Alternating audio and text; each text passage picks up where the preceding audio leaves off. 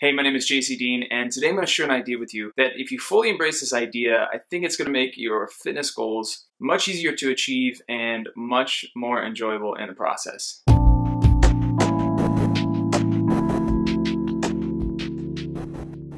Recently, I wrote a few articles about health habits, and then I also wrote an article about how to implement a fat loss plan. Now, the fat loss plan article was all about the nuts and bolts. What do you need to know in order to take action and get started? So weight training versus just doing cardio, making sure that you're maintaining a caloric deficit and tracking your macros, making sure you're getting enough rest and recovery and spending time doing the things that are going to have the biggest impact. So that's the easy stuff that we know off the top of our heads. We understand that that's part of the plan and those things have to happen. But before that article, I released a few articles on health habits, a two-part series. And in that series, I talked about a way of building and establishing habits known as identity-based habits. I'm not going to go fully into that in this video. I will link to those articles below. But briefly, identity-based habits is a concept of taking somebody who's already achieved what you want to achieve. They've already reached that outcome. They've already reached that goal that you want. And looking at their behaviors and just deconstructing it and thinking about what would this person do? How would they live their day-to-day life? And what actions would they take on a consistent basis? And once you've deconstructed those ideas, then you know how to assume the identity of someone who's already achieved what you want to achieve. Again, all of those ideas will be linked below. Today I want to talk about the idea of being outcome-oriented and process-oriented. Now, the simple difference between being outcome-oriented, and some people may call it outcome-dependent, and being process-oriented is someone who's outcome-oriented thinks about the goal and only the goal. And they think about how they want to look, how they want to feel at a certain date in the future. So an idea is, I want to be ripped and lose 20 pounds in the next 6 months. And it's focused on the future mostly. They will sit down and come up with a plan, and they'll come up with all these ideas of what needs to happen, but the focus is largely in the future. It's on the outcome. And when your focus is always in the future, it's hard to remain present. Now, the opposite of this is being process-oriented and thinking about the day-to-day process. What needs to happen right now, today? What needs to happen tomorrow? What needs to happen right now in the present moment in order to reach the outcome that you want? So the main difference between being outcome-oriented and process-oriented is the outcome-dependent person is so focused on the future that they don't spend so much time focusing on the daily habits and the daily actions they need to take. This is why New Year's resolutions fail over and over and over again. It's really fun sometimes and easy to sit down and think about how much better you're going to make your life over the year and all these things you're going to do. But when it comes down to actually doing them and putting in the time, putting in the reps, putting in the effort, it's really hard sometimes to get yourself to act on a daily basis. And a lot of reasons behind the reason it's so hard to act is because habit change is really hard. And habit change is not something that just happens because you say you want to, or you write down some affirmations, or you write down a goal. It takes consistent effort, and it takes falling in love with the process of doing something consistently until it becomes part of your routine. And if you look at anyone who has achieved success within fitness or a weight loss goal, or they've changed their physique, or they've had a dramatic transformation, it's all rooted in the daily behaviors and what they are doing consistently. And that's the truth, that's the magic, that's the secret that a lot of people are not going to try to sell because, to be honest, it's not that sexy. But I think it's sexy because once you embrace this idea and you fall in love with the process, it's like you unlock this incredible power that you didn't realize you had. And it's just being focused on what you can do now and what you can do well now. And like I referred to in my last video, you don't have to take perfect action every single day.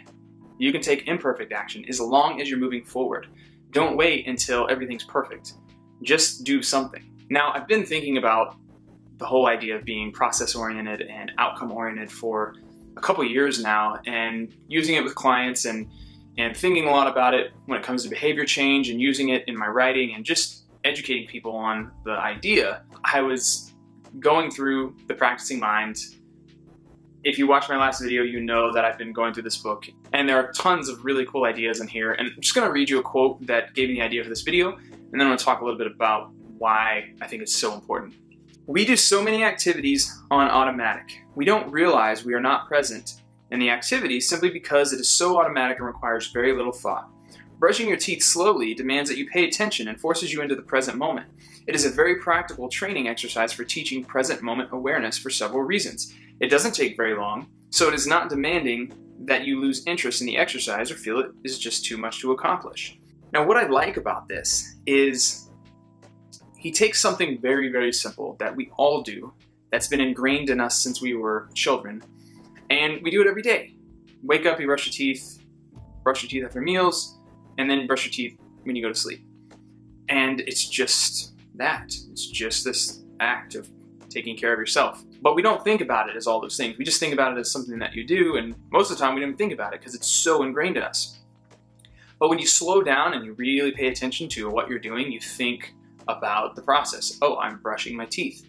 Like, you put the toothpaste on your toothbrush, you brush your teeth, and you think about what's going on, and you feel the bristles in your mouth, and all these things are always going on. You're just not being aware. You're not paying attention. Just like I'm making this video right now, and I'm holding this book in my hands. I'm in the moment. I'm in this process. I'm not thinking about other things because I got to be on point for this camera. And that's just how it is. I'm in the moment. I'm highly aware of what's going on. And there is this statistic I read in The Power of Habit by Charles Duhigg that something like 40% of our daily actions and habits are so under the radar that we don't even realize them. They're so below the surface on the subconscious that we just do them. And so if you think about this, it kind of makes you come full circle and realize that a lot of the things you do on a daily basis are probably responsible for where you're at right now in this moment. So whether you are completely happy with your physique, or you wish your fitness levels were a little bit better, or you wish you weighed a little less or weighed a little more, or whatever it is you want, you have your habits and your daily actions and your process and your routine to kind of think for where you're at. So as long as you're aware of that, you can start to realize that your daily actions and habits are much more important than any goal-setting scheme or idea you come up with. Now, the exercise of brushing your teeth, he only used that because it's making you mentally aware of what's going on. Now, I think this is cool because I wrote an article like a year and a half ago or something for Schwarzenegger.com all about the mind-muscle connection and why it's important for the process of training to really embrace that idea of the full contractions, getting the muscles activated, going into the gym and being hyper aware and hyper focused, not for the standpoint that it keeps you safe and it keeps you aware of your surroundings and what's going on, but it makes for a much better session. When you are thinking about the muscles being worked and you make that mind-muscle connection and you get those muscles to activate, they just fire better and they work better. And the process I've found makes for much more intense training, even at lighter loads. And that's one of my favorite things to get clients to do and get people to do is start with a weight that they might laugh at and get them to do more reps than they normally would and take it slower and really focus on that contraction and building up that lactic acid and getting that burn. And you can do that with almost any exercise and take full advantage of the mind-muscle connection. And that's how you apply it to training. And the same can be said for nutrition. When's the last time you sat down and really focused on the meal you were having? I mean, I know so many times for multiple meals during the day, I sit down with my earbuds in or my phone in my hand and my fork in the other hand and I just eat and don't really pay attention. It's not something I'm proud of, but just it's part of, this habit I've gotten into. And I don't do that all the time. I try to have one meal a day that I really just enjoy it. But that's just another idea. I'm not always hyper aware. So I bring this up because when you start to pay attention to what's happening on a daily basis and you start to realize that your daily habits and actions are responsible for the outcome you want, you can really begin to understand that your process, your daily actions, your daily habits are much more important than you may have ever thought they were. And once you understand that, you can start to move towards a process-oriented focus more so than being outcome dependent and outcome focused and worrying about whether or not you're going to be to your goal in the next 3 to 6 months or being more focused on the idea that you're going to hit those daily targets. You're going to train 3 or 4 days a week because you planned it out and you know what you're doing, and that's what you have to do on that day when it comes up. Or you know that you do best to hit your macros when you have 3 meals and a snack. So you make sure that you plan for that and you hit those macros the best you can, and that's your daily focus. You make that part of your process. And when you start to integrate that into your life and you start to make those changes, that's when the magic kind of happens, because you no longer get super worried about, oh, am I going to hit my goal? Am I going to reach this outcome that I really want and I'm so attached to? Or am I going to make today count and hit those weights like I've never hit them before and enjoy that oatmeal that I have every day, but really pay attention to how good it tastes, and if it doesn't taste that good, maybe find something else that you enjoy better, but pay attention, just be aware of it. I really like the whole process-oriented idea because it kind of brings you back to center. So when it comes down to it, being outcome-oriented or process-oriented can have a huge impact on how you actually go about reaching your goals.